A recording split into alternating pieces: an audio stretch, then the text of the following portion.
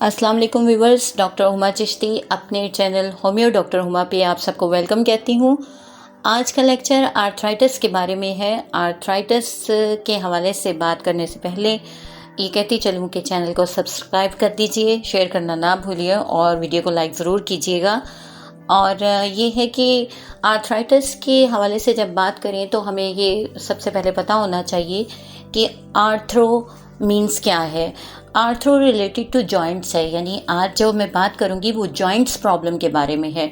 और जब किसी भी एलिमेंट के साथ आइटिस आ जाता है तो मीन्स के inflammation, that's mean arthritis is the disease कि जिसमें इन्फ्लामेशन हो जाती है जॉइंट्स की। और ये जॉइंट की इन्फ्लामेशन है, आर्थराइटिस में इन्फ्लामेशन होती है और डीजेनरेशन होती है। Degeneration means breakdown of joints, यानी जॉइंट्स में ब्रेकडाउन का प्रोसेस शुरू हो जाता है। आर्थराइटिस बहुत ही कॉमन डिसऑर्डर है, ये आपको ऑलमोस्ट हर घर में मौजूद मिलेगा और कोई ना कोई एक शख्स जो है इससे मुतासिर होता है। इसमें यह है कि टेंडरनेस होती है, आप देखेंगे कि टेंडरनेस के साथ आएगा पेशेंट आपके पास, स्वेलिंग होगी जॉइंट्स की। इसके अलावा कि ये एक जॉइंट में भी हो सकती है और मोर देन वन जॉइंट्स भी हो सकती है। स्पेसिफिक सिम्टम्स के हवाले से अगर बात की जाए तो आपके पास जो पेशेंट आते हैं उसमें पेन होगी, स्टिफनेस होगी, ये दो चीज़ें बहुत ज़्यादा कॉमनली आप देखेंगे। मेजरली इसकी जो टाइप्स हैं जिनसे हम वाकिफ़ हैं वो रूमेटॉइड आर्थराइटिस होती है और ओस्टियो आर्थराइटिस होती है। डिटेल में जाने से पहले ये मैंने थोड़ा सा इंट्रोडक्शन आपको दिया। और आर्थराइटिक जो पेन्स होती हैं ज़्यादातर डीप सीटेड पेन्स होती हैं और हमें जहाँ इनकी सीट फाउंड होती है वो है हैंड्स, यानी हाथ मुतासिर होते हैं, हाथों के जॉइंट्स, नीज जॉइंट होते हैं। इसके अलावा फीट होते हैं, हिप्स एंड लोअर बैक जो है वो बहुत ज़्यादा इससे अफेक्टेड होती है।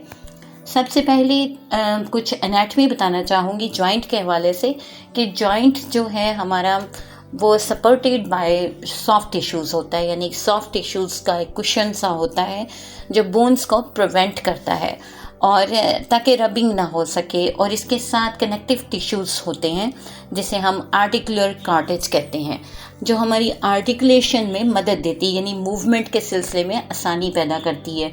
जॉइंट मूव इजीली कर सकता है विदाउट फ्रिक्शन, जिससे फ्रिक्शन पैदा नहीं होती। और इस फ्रिक्शन से बचने के लिए अल्लाह ताला ने हमारे कुछ जॉइंट्स में साइनोवियल मेम्ब्रेन्स बनाई हैं और फ्लूइड्स रखा है इसमें। You can say pocket of fluid होती है ये, कि जिसमें लुब्रिकेशन होती है और इसकी वजह से जॉइंट में फ्रिक्शन नहीं आती, रगड़ पैदा नहीं होती। इसके अलावा कुछ लिगामेंट्स होते हैं, टेंडन्स होते हैं जो हमारे जॉइंट को सपोर्ट करते हैं और इन्हीं के ज़रिए क्या होता है कि हमारी मसल्स और बोन्स की कनेक्टिविटी होती है। तो सबसे पहले ये जानना ज़रूरी था कि जॉइंट होता क्या है। तो ये थी कि थोड़ी सी एनाटमी इसकी। अब हम बात करते हैं आर्थराइटिस की टाइप्स के बारे में कि यूजुअली कौन सी टाइप्स होती हैं इसकी। ओस्टियो आर्थराइटिस है जिसमें बोन्स बहुत ज़्यादा मुतासिर होती हैं। बोन्स, ओस्टियो मीन बोन होता है और आर्थराइटिस में है कि बोन्स के जितने भी जोड़ होते हैं, जॉइंट्स होते हैं, उनमें इन्फ्लामेशन आ जाती है। फिर होता है एंक्लोजिंग स्पॉन्डिलाइसिस। इसमें क्या होता है कि हमारा जो है स्पाइन वो मुतासिर होता है, उसमें जो है वो इन्फ्लामेशन आनी शुरू हो जाती है, वर्टेब्रास में आनी शुरू हो जाती है। थर्डली जवेनाइल आर्थराइटिस होता है जिसे JE भी कहा जाता है। JE में होता क्या है कि हमारा जो इम्यून सिस्टम होता है ये उस पर अटैक करता है और उसकी वजह से पेन स्टार्ट हो जाती है और हमारे जो जॉइंट्स हैं वो इन्फ्लेम करने लगते हैं। फोर्थ इसकी जो टाइप है उसमें गाउट आ जाता है और गाउट जो है उसकी रीज़न से भी सभी वाकिफ़ हैं कि वो यूरिक एसिड के डायथेसिस की वजह से यूजुअली होता है। इसमें होता क्या है कि यूरिक एसिड के क्रिस्टल्स बन जाते हैं और उन क्रिस्टल्स की डेपोजिशन जब जॉइंट्स में होती है तो फिर पेनफुल कंडीशन जो है वह अपीयर हो जाती है। फिफ्थली सोराइटिक आर्थराइटिस होता है, ये भी एक ऑटो इम्यून डिसऑर्डर है, लेकिन इसके साथ ही साथ हमारी स्किन भी जो है वो अफेक्टेड होती है और उसमें इरिटेशन आ जाती है। फिर ये है कि रूमेटॉइड आर्थराइटिस होता है, इसमें इम्यून सिस्टम जो है हमारे साइनोवियल मेम्ब्रेन्स को अटैक करता है और इसकी वजह से लुब्रिकेशन बिल्कुल ख़त्म हो जाती है और पेशेंट के लिए मूव करना बहुत ही मुश्किल हो जाता है। याद रखिए, आपके पास क्लिनिक पे जब पेशेंट आता है आर्थराइटिस का, तो पेशेंट के लिए मूव करना मुश्किल होता है। वो बताता है कि वो अपनी एक्टिविटीज़ इजीली परफॉर्म नहीं कर पाता।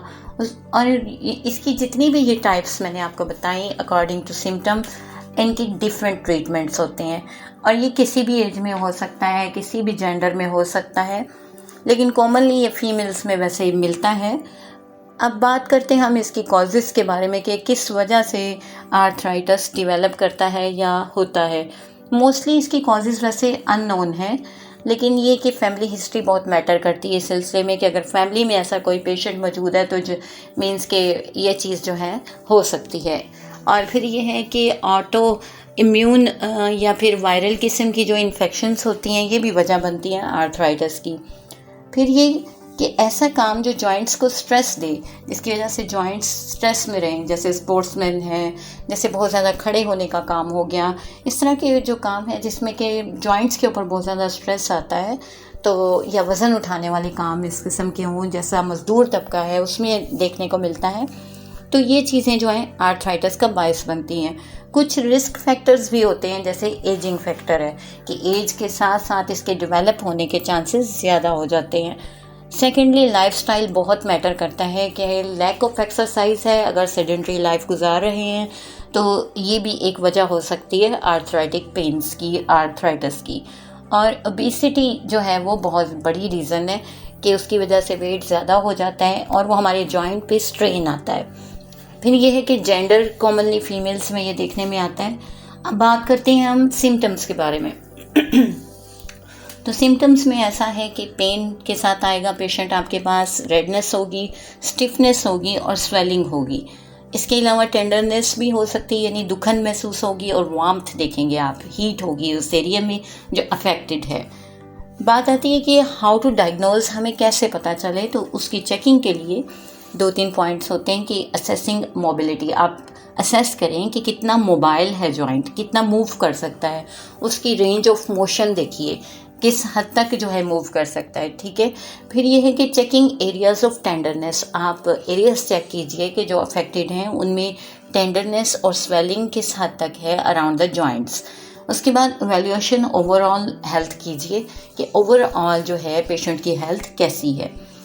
आर्थराइटिस को जानने के लिए और इसको जज करने के लिए कुछ टेस्ट भी होते हैं, जिनमें एक्सरे है, एमआरआई है, अल्ट्रासाउंड है, क्योंकि इनमें क्या है कि बिल्कुल ट्रू पिक्चर आपके सामने आ जाती है। अगर कोई फ्रैक्चर है तो भी पता चल जाएगा, या जॉइंट की डिसलोकेशन अगर हो गई है तो भी आप देख लेंगे। इसके अलावा कोई कार्टिलेज अगर ब्रेक डाउन कर गया है, टूट गया है, या किसी मसल या टेंडर की इंजरी हो गई हो तो भी पता चल जाता है।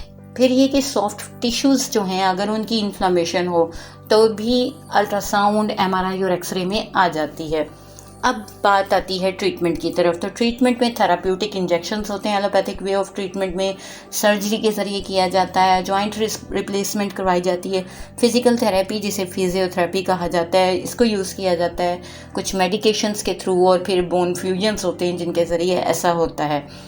और मैं आपको ये बताती चलूँ कि इसके लिए कुछ फूड होती हैं जिनको अवॉइड अगर किया जाए तो बेटरमेंट आती है, जैसे कि additional salty and sugar foods जो हैं उनको अवॉइड करना चाहिए पेशेंट को, रेड मीट बिल्कुल नहीं लेना चाहिए, अल्कोहलिक बेवरेजेस से परहेज़ करना चाहिए, कैंड फूड और प्रोसेस फूड, इसके अलावा ग्लूटेन फूड्स के से जो है ना उससे थोड़ा सा इज्तनाब करना चाहिए। और अब बात करते हैं होम्यो मेडिसिन के हवाले से। तो होम्योपैथिकली हम मेडिसिन जो यूज़ करते हैं उसमें top of the list rhus tox आती है। रस्टॉक्स में पेशेंट को हरकत से आराम आता है, और ये कि इसके साथ ही साथ ब्राइनिया बहुत ज़बरदस्त मेडिसिन है कि जिसमें मसल्स टिश्यूज़ इन्वॉल्व होते हैं, रेडनेस होती है, सोरनेस होती है और तमाम वो सिम्टम्स होती हैं जो आर्थराइटिस में होती हैं। इसके अलावा बेशुमार मेडिसिन